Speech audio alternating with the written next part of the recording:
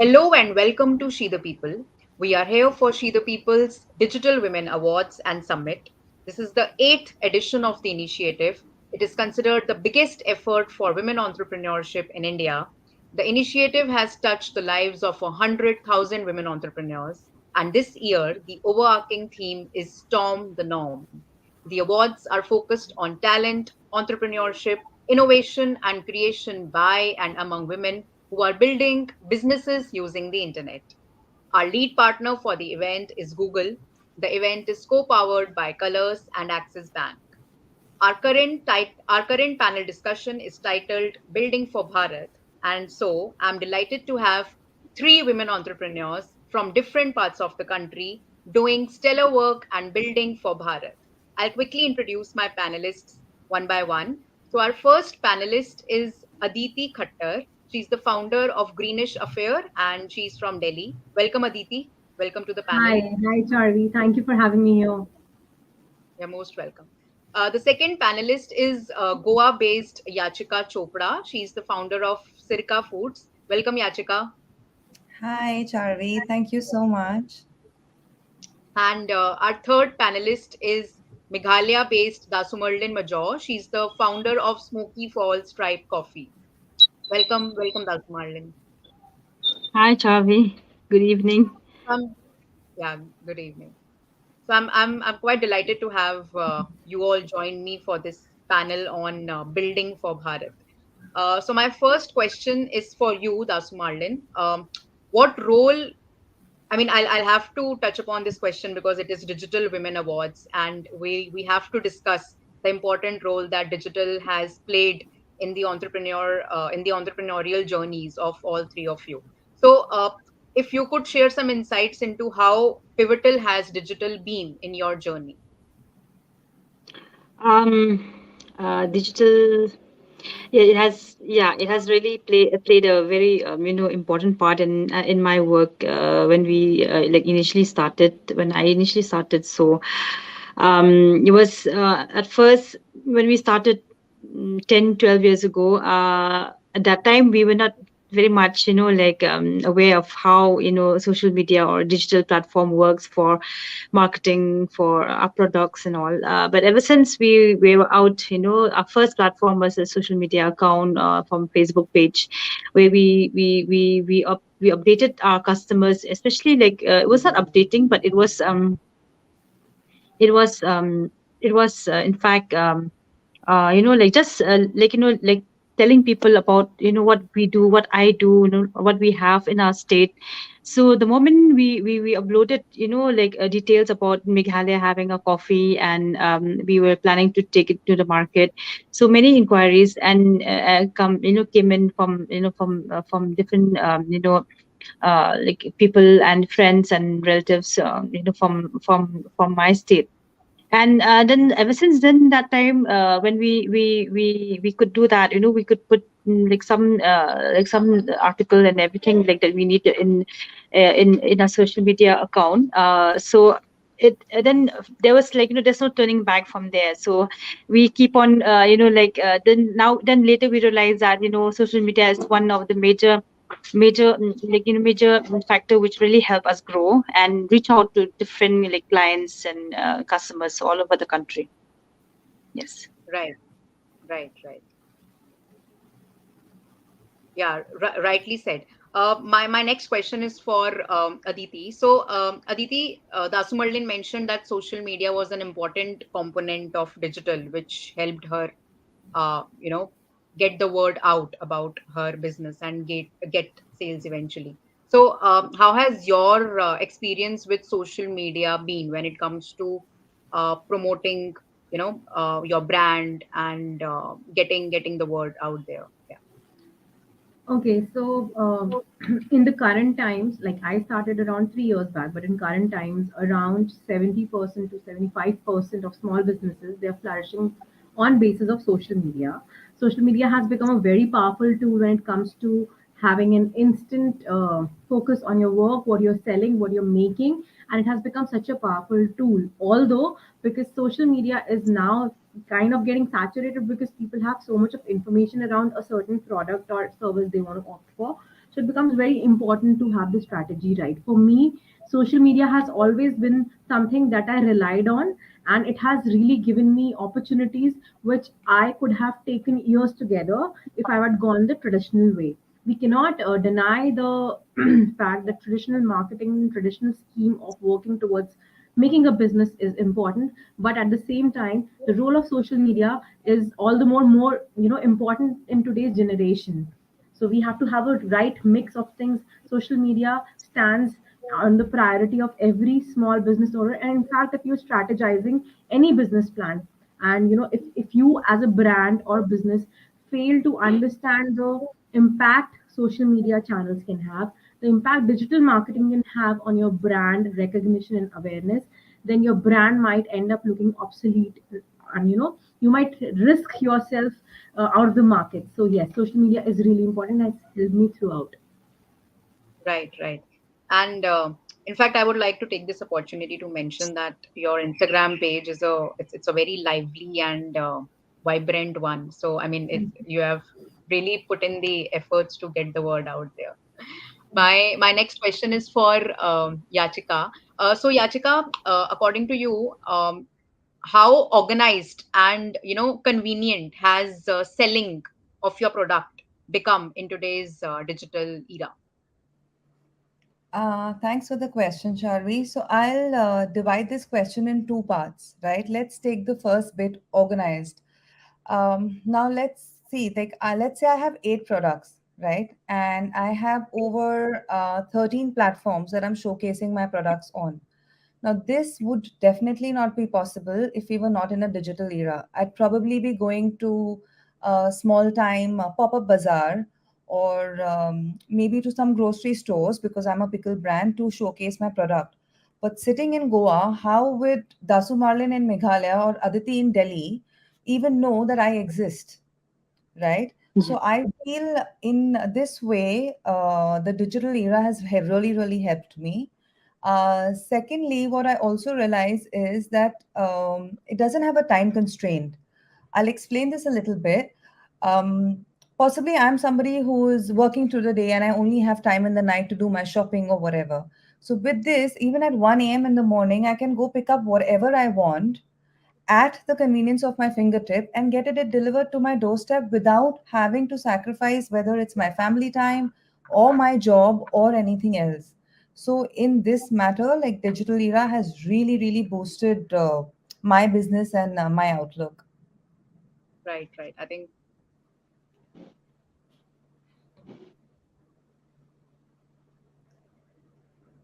yeah, I think I mean, all of us are really fortunate to have taken birth in this era where the opportunities are so many, and it's all about how you avail them and how you make the most out of them. So my next question is for Dasumarlin. So Dasumarlin, what role do you think geography, uh, the place where you stay, the childhood that you had, the kind of environment you grow up in, what role does it play when it comes to choosing the kind of entrepreneur you'll become, or choosing the kind of product you'll be selling? Yeah, it really does play a very important part in what I started my initiative, Smoky Falls Tribe Coffee, which actually coffee. As I've told you, mentioned you my story about how I, came to loving my own coffee for my own state. Main thing is. No one ever knew that coffee grew in Meghalaya, no, like right from 100 years before. But it was just because I grew up in a family where my late grandmother introduced us to coffee, and every winter we always have our own homegrown coffee in a very traditional way. So while growing up, I always used to be very, used to wonder and ask around about the different types of coffee. Then back then we didn't even have internet. We were not exposed to Google or any other platform to look what kind of a coffee plan, because I've seen coffee plan in my village, but I don't know how does a coffee plan look in down south. Then slowly we're growing up, and then after doing my masters, I went back to the village. And the the region, the place itself, it's like so beautiful with all these coffee plants. But the only thing is that the difference is that when I went back, my like the people in the village, they don't grow coffee plant for like drinking coffee, but they grew it as as like fencing, like they do all that fencing work with coffee plant all around their compound. So then after that, then it really like played a very important part in my work, because the region where I do, like people were they quite like amazed that it's a tea drinking state.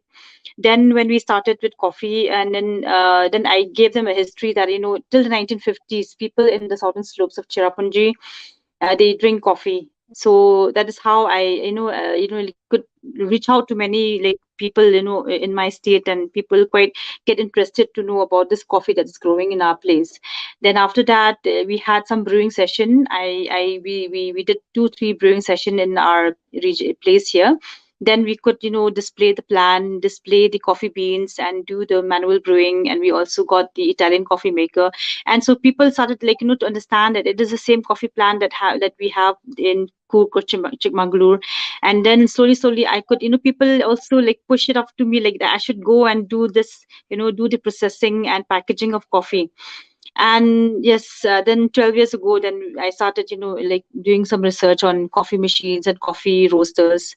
And yeah, so now I have a good coffee roaster here. And it really like the place where I grew up, the family that my late grandmother introduced to coffee, all these factors really help take me where I am right now with my coffee businesses.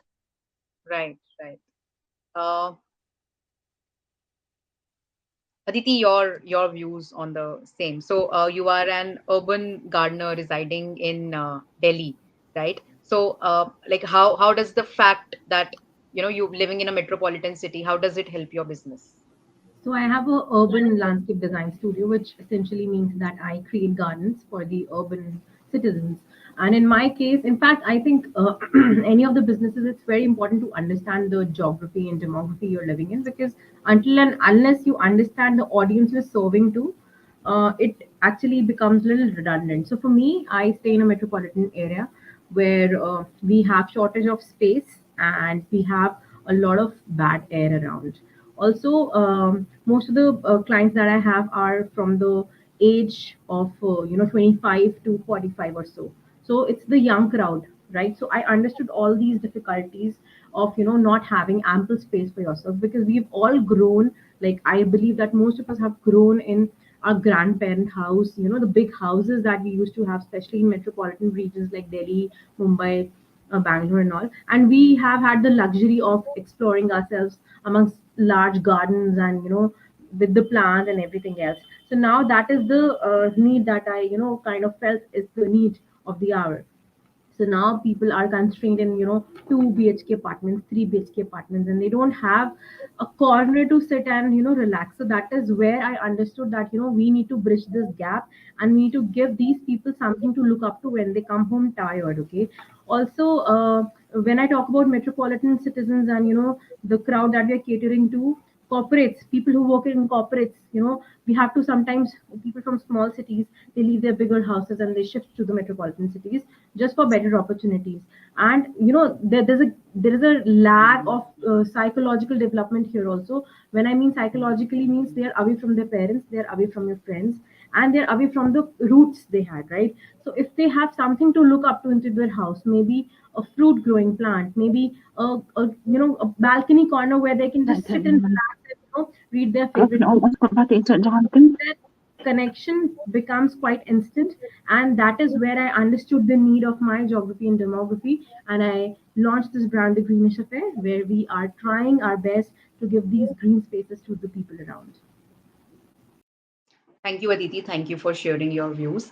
My next question is again for you, and it is related to the various challenges that entrepreneurs face while seeking social and institutional help for their entrepreneurial journey. So, according to you, what challenges are these, and why do you think entrepreneurs face them in the first place? And if you are also aware of certain schemes at national and regional level that can benefit entrepreneurs. Yeah. So first of all, I believe not a lot of women who want to start on their own know about the schemes that the government or the local bodies around our cities are offering to women entrepreneurs. First of all, it becomes really important for you to know that it is not that difficult now to start your own business, even if you are financially don't have a bank or savings for your account. So there are a lot of schemes like from governments. I remember a few names. Mudra loan is one. Then there is an Annapurna Yojana. I looked into Mudra loan when I needed a loan. Although I'm a bootstrap till now, but then these are very intriguing government schemes that one can opt for. It has become really easy for women to opt for loan as small as 50,000 rupees to start their own venture. And it can go up to 5 lakh rupees, it can go up to 10 lakh rupees, 15 lakh rupees, depending on. But then there is a certain set of paperwork that you need to submit, that there's certain set of ideas and, the things that you need to do. So I would just say that make yourself aware of all the schemes you can participate or, nominate yourself for. It becomes the path in ahead of you becomes really easier, because when you're starting a new business, anyways, you have so much in your head to process that these things can actually become cumbersome. So I just I would advise people who are starting, who are looking to start on their own, to look into these schemes because they are actually really good. Right. That was, I think, valuable information for entrepreneurs who are for people who are aspiring to be entrepreneurs. So my next question is for Yachika. So Yachika, do you think the dream of uh, Atmanirbhar Bharat, Indians becoming self-reliant, the whole thought, it can be fulfilled only if more and more people, and because it's Digital Women Awards, so women in specific, take the plunge into entrepreneurship. And also, I would like you to delve into your own journey of how you became an entrepreneur and what you were doing before this. I know, but I would like the audience to know as well. Okay. Actually, I was going to begin this answer with the latter half of your question. I was flying as a flight attendant for a very, very famous international airline for about 12 years. So, in this time of a decade and above, I traveled around about 72, 73 countries, and obviously developing countries and underdeveloped and already developed countries, right? So, one thing I noticed is the developed countries had women going to work and managing homes and doing everything else. So when I saw that, I also related that to the economy of that nation, right? It kind of went hand in hand.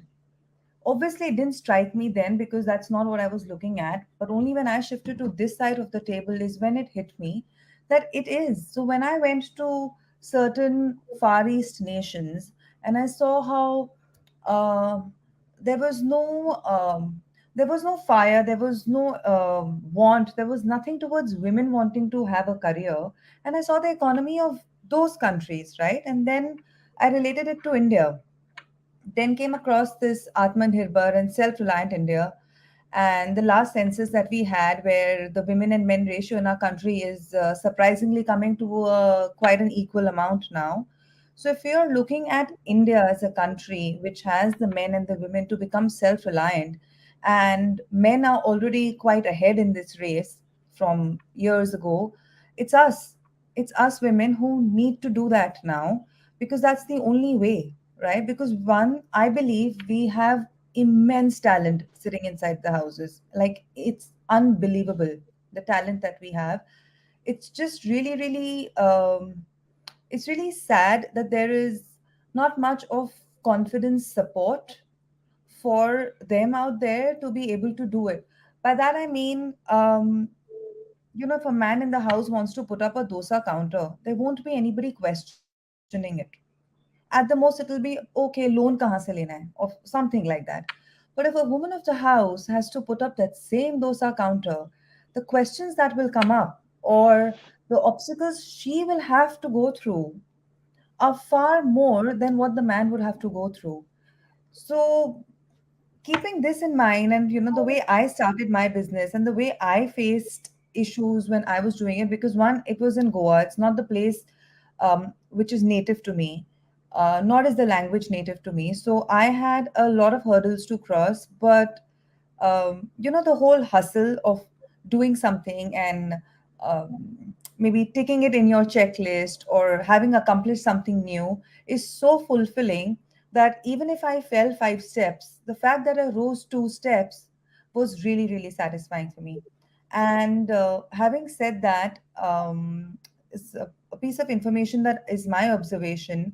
The number of women entrepreneurs I've seen in Goa as a state, I really haven't seen those many in the states of India that I have lived in, and that's also because there are loads and loads of schemes and loads of these pop-up exhibitions and a lot of help being given to women entrepreneurs to come out and like do what you're doing in the kitchen or what you're doing making little candles or maybe earrings or whatever inside your house.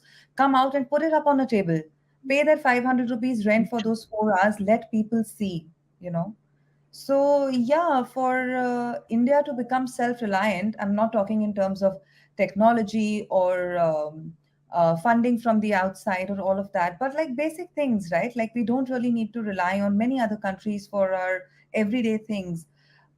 Yes, we women who are almost 50% of the population census now really, really, really need to come up, start something, and fulfill the dream, like you said, of Atmanirbhar Bharat.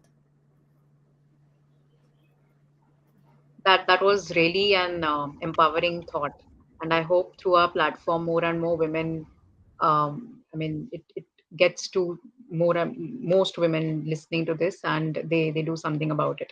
So the same question for Dasumarlin: what's the state of women entrepreneurship in your state? Do you come across many women entrepreneurs on a day-to-day basis? What's the scenario like? Um, our state of Meghalaya is moving forward with entrepreneurship. Just recently, I believe they received the like most enterprising state in India. Yes. I do come. Now, like most of my friends are like women. Are like entrepreneurs. Most of my friends now, so like it's a really like now Meghalaya as a state has really like a very good platform where people can like look up and think about entrepreneurship as their profession, their career, where they can start doing something here in our. See, the thing is that in our state, women, they work, they really work hard, and most of them are the breadwinner of the family. So there's no like supposing like you won't find many like mothers or women staying back at home and not doing anything. They sell quite these betel nut and pan betel nut in the road. They earn their own livelihood. They do everything on their own. And if you go to tourist spots, they will sit somewhere in the corner selling corn. So they're not dependent on anyone. They earn their own livelihood, and pay for their children's school fees, for their for their everyday needs. They work. And then if you go early morning, 5 6 o'clock, if you go to these places where they wash clothes, they do their own thing. So as a state in itself, we are women here in our state, we are more into that, where people, where women, they do their own thing. They start their own, even if it's small, very small business. But it's a very for me, it was very encouraging when I started. At first, I was working in the bank. Then I resigned from my bank job, and go like went full time ahead with my business. And it was like very nice to even like to meet other people. Like it's like encouraging me that I should pursue what I want, like what I wanted to do. And not like just sitting back and just hold on to the job that I was working with. Of course, few like some one or two like people will just say like, why you want to give up on something like a bank job, then go for your own business. And thankful, of course, because that time when I started my work, I was introduced to the PMEGP scheme. That time, 12 years, 10 years ago, PMEGP was very quite popular in our state. So many young entrepreneurs, they've started taking it. So I also took the PMEGP scheme. So it really helped, and now like current in our state, we have plenty of schemes, plenty of grants giving out to many young entrepreneurs, women entrepreneurs. So yes, it is very encouraging to see our state like going on forward to become like self-reliant in terms of like daily clothes to wear, food to eat. We don't really have to think about like supposing now like my friend, she's doing her like these eri silk, where before 20 years ago, where we have to buy from outside the state, we don't even have our own production. But now in our state, for me, I love wearing her clothes, so I don't have to go outside the state to buy. I call up my friend and go to her studio, and like she'll work on her fabric, and then we get a very beautiful dress or whatever that we need. So something like that, it's really encouraging to see a woman doing such things here. Yeah. Right. Okay, so my last question is for all three of you. One piece of advice that you would like to share with the aspiring entrepreneurs listening to this panel right now. Everybody's journey towards certain milestones of their life are different. My only key advice that I keep giving on to everybody is to be consistent, to believe in yourself and to be consistent. If you have actually, so we are living in an age that I want to become an entrepreneur, I want to start this, I want to start that, but to make it something substantial, to make something real out of it, you have to do a lot of hard work. And not all the days are same. There are so many hardships that you have to see. There's so many ups and downs, and they're enough to put your enthusiasm to a new low every other day. So consistency is what which can make you tread against the waters, and actually put you through so much of. So just be consistent. If you've believed in something, work on it every day, even if it is for an hour or two. So consistency is something that can actually make the difference. Right. So consistency is the key to entrepreneurship, is what Aditi has to say. Yachika, what's that one piece of advice you would like to give to entrepreneurs? I'd like to first say that burst that comfort bubble and step out. Step out of that comfort bubble, explore the world, dream big, start small, just start. And once you Yes. start, once you begin, the only thing that makes a big difference between an entrepreneur and a dreamer is pure perseverance. You have to persevere whatever you want to do with all your heart and soul, and that's it. That's it. You're just going to fall and you're going to get up and you're going to move on and on. But you've got to start and you've got to have pure perseverance. And I totally second what Aditi said. You have to have that. Right. So stepping out of the comfort zone is the message here. Dasumarlin, your last thoughts. Yes, the same as I'm other friends here has been saying that first thing is that we should believe in ourselves, believe in the product that we put forward to, because I believe the first step is that it's a very important thing. Like for me, I keep on developing products and doing many other things, but there are like times, of course, where we get disheartened with people's like people's feedback and all these things that but then don't allow that to to disrupt what you are like building. For me, every time when I put in a product, I always believe in that product and I give my heart and soul into that. And there are times like even my staff won't even look at my product. They're busy in their own work and I just tell them what to do. But they are like they sometimes it happens in our own workplace where it like discouragement and everything comes. But we just have to believe and like persevere in what we do, and have the the passion.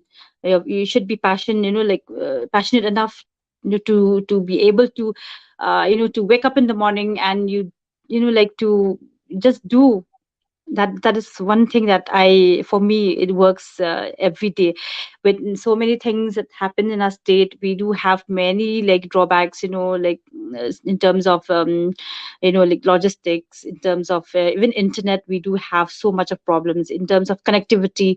But then don't allow these things to hamper, to disrupt your disrupt your dreams, and I'm so thankful because of social media and platforms like Amazon and other platforms that we could sell our products. Even we have a customer base in almost all states of India. And like I will tell you one thing about our the product that comes from Meghalaya. Mostly, many like I never thought that my product would be like a regular product in like many Indian homes and many Shillong homes. At first, when we started, people buy our products just for souvenir, like giving a Meghalaya product to our friends when we go out or when they come to Shillong. It was like that, which really like which I of course it was nice, but I don't want that. I wanted something else. I want people to you'll be able to take a products on a daily basis. But I'm so thankful now. Over the years, now it's has become a regular item in few Indian homes and few Shillong homes. So I'm quite, yeah, so thankful for that. Yeah.